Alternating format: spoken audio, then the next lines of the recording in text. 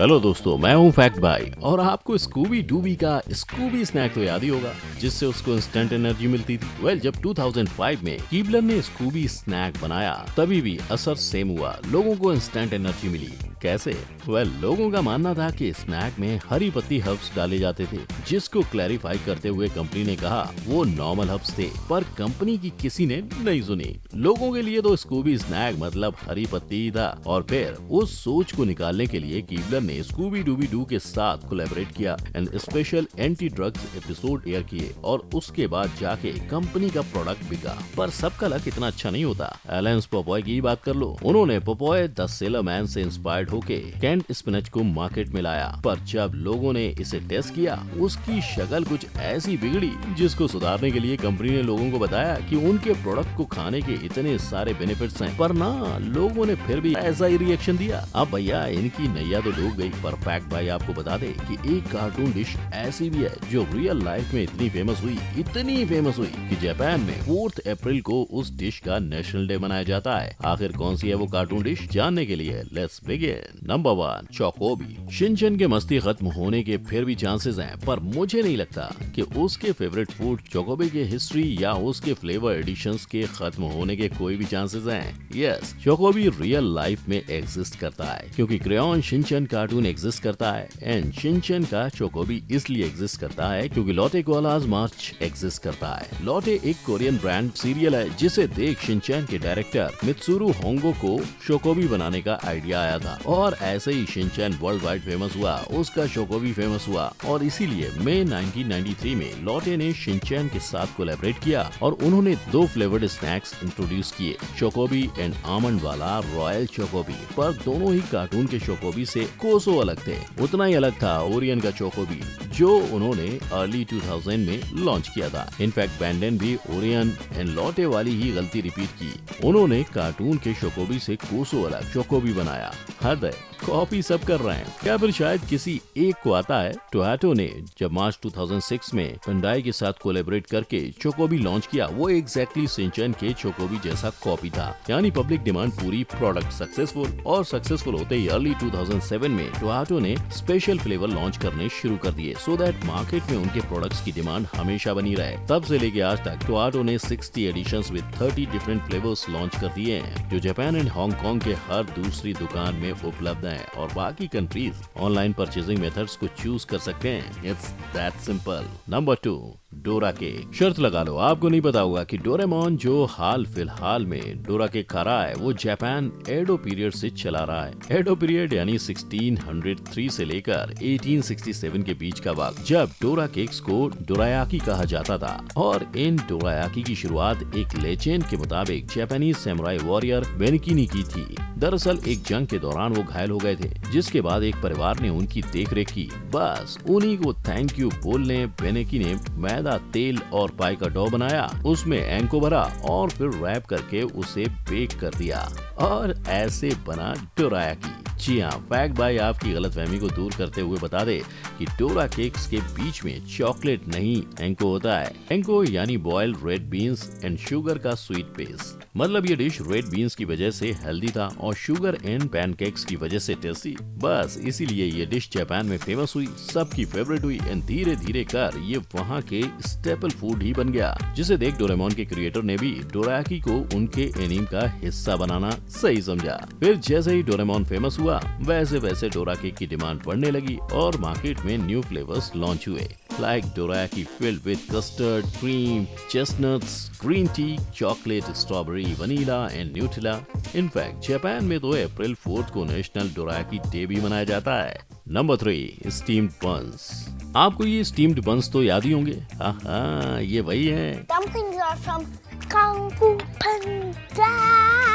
Kung फू पांडा US China का first major को प्रोडक्शन था फॉर एन एनिमेटेड मूवी। इसको बनाने का मकसद इतना था कि वो यूएस के एनिमेशन स्किल्स को और चाइना के कल्चर, कुंग फू स्किल्स और उनके डम्पलिंग्स को शोकेस कर सके। But you know what, movie में दिखाए गए डम्पलिंग्स एक्चुअल में डम्पलिंग्स के कजिन बन है, बाओ बंस। बाओ बंस को स्टीम्ड बंस एंड बाओजी भी कहते हैं, जो कि बहुत डिलीशियस, वार्म, स्वीट, डफ फ्लफी ट्रीट है जिसको बनाना बहुत ही सिंपल है और कुंग फू पांडा लवर्स और फूडीज की क्रेविंग को शांत करते करते हुए फैक्ट बाय आपको इन बाओ बन्स की रेसिपी जरूर देगा। करना बस इतना है कि आपको floor, east, sugar, baking powder, milk and oil को मिक्स करना है। फिर डो को 30 मिनट तक सेट होने रखना है और फिर सिंपली उसमें पॉक बॉल्स या फिर मीट बॉल्स भर के रैप करके बेक कर देना है। बस आपका टेस्टी चाइनीज कुजीन बाओ बन तैयार है। और अगर आप वेजिटेरियन हो तो आप पिकल्ड वेजिटेबल बाओ बन्स भी बना सकते हो। वर्ल्ड वाइड बाओ बन्स को कई प्रकार से बनाया जाता है, लाइक बीबीक्यू पॉक बाओ buns, pork belly bao buns, beef bao buns, fish bao buns, glazed mushroom bao buns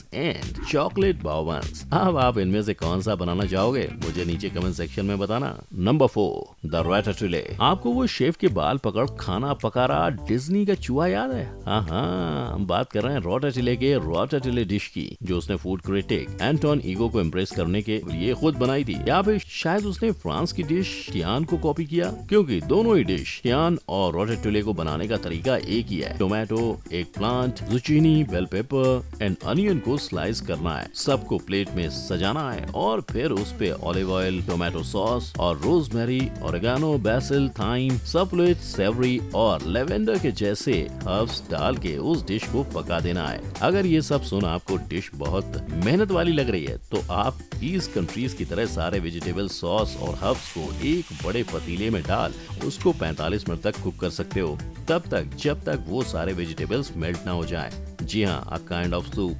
फिर आप चाहे रोटेटिलो को उस चूहे की तरह सर्व करो या डायरेक्टली बोल में डालकर सर्व करो, मर्जी आपकी। पर आपकी मर्जी हो या ना हो, इस डिश को बनाना जरूर, एज ये डिश आपकी सेहत के लिए बड़ी काम की चीज है। बेसिकली रोटेटिले खाने से कोलेस्ट्रॉल एंड सोडियम कंट्रोल में रहेगा। ऑन टॉप ऑफ दैट ये dish dietary fibre, vitamin B6, folate, potassium, vitamin A, vitamin C, vitamin K and manganese के लिए काफी गुड सोर्स है। तो अब आपको किस बात का इंतजार है? आज ही रोटेटिलो चूहे की तरह बन जाओ शेफ। Number 5, dino ribs. अगर मैं आपको डायनो रिब्स सर्व करूं तो आपका क्या रिएक्शन होगा? ऐसा? Dinosaurs are extinct. How do you get dinosaur meat? ऐसा? I don't know. Maybe someone kept like a dinosaur's meat in their kitchen for a long, long time. या फिर आप भी इस मासूम बच्चे की तरह रिएक्ट करेंगे? Did you keep a stash of dinosaurs at your house?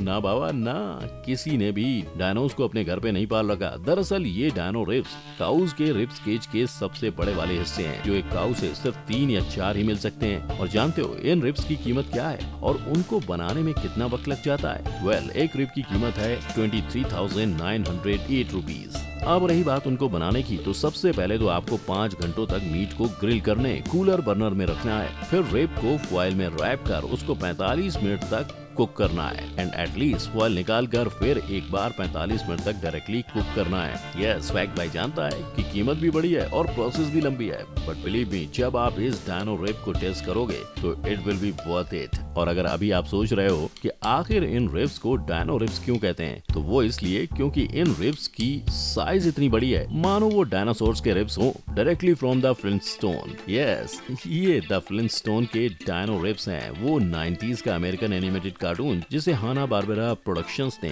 Produce किया था। और वो भले ही सिर्फ सितंबर 30, 1962 अप्रैल 1, 1966 तक ही ईयर हुआ, आज भी ये कार्टून हम सबके दिलों में बसता है। तभी तो Flintstones the most financially successful and longest running network रहा था अंटिल 1997 में द सिम्पसन नहीं चालू हो गया। एंड इन 2013 सिम्पसन के बाद द फ्लिंटस्टोन को ही second greatest TV cartoon of all time का अवार्ड मिला था। Number 6, known but still unknown. ऐसे बहुत से डिशेस हैं जो हम आए दिन फैंसी वेस्टर्न डिशेस समझ के खा लेते हैं, किंतु हम भूल चुके हैं कि वो डिशेस असल में कार्टून से इंस्पायर्ड हैं, ना कि वेस्टर्न कुजीन से। लाइक पुडिंग खाते समय आप इसे ब्रिटेन की फैंसी डिश समझ के खाते हो और ये तो भूल ही जाते हो असल में ब्रिटेन ने इस डिश को जापानीज महंगा शिनचैन से इंस्पायर्ड होकर बनाया था। इनफैक्ट राइस बॉल खाते या देखते समय आपको चाइना या जापान याद आता है, जबकि अगर आप अपने सोच पे जरा सा मोच देते तो शायद आपको 90s के हर कार्टून में ये राइस बॉल्स नजर आते हैं, like Shinchan, Doraemon, Ninja Hattori and in fact Pokemon में भी इन राइस बॉल्स का जिक्र हुआ था। ठीक वैसे ही हर दूसरे कार्टून में ग्रीन टी भी दिखाई जाती जाती है। पर आज हम ग्रीन टी सुनते ही किसे याद करते हैं? करेक्ट, फिटनेस को या फिर श्रद्धा कपूर की ग्रीन टी एड्स को। और फैक्ट भाई आपको ये भी बता दे